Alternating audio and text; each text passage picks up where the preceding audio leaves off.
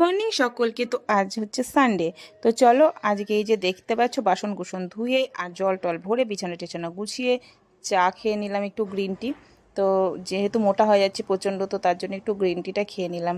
তো এইবার যেতে হবে, এই যে টাকা নিয়ে নিয়েছি, তো এবার যেতে হবে। আমি রেডি অলরেডি হয়ে গেছি, তো রেডি হয়ে এই দেখো দেখতে পাচ্ছ আমি এবার বাজারের দিকে রওনা হলাম, মাটনের দোকানে যাচ্ছি। তো এই দেখো মাটনের দোকানে চলে এসেছি, আর এখান থেকে আমি খানিকটা মাংস নেবো। তো যাই হোক, এখান থেকে মাংস বলতে 500 মতো মাংস নিয়ে নিলাম। আর হ্যাঁ, এই দেখো বাড়িতে চলেও এসেছি, আর এখানে বাবান ময়দা মেখে নিয়েছে আর আমি এখানে মাংসটা ঢেলে নিয়েছি। তো চলো মাংসটা তো রান্না করতে হবে, তো আমি একটু মশলা করে নিই।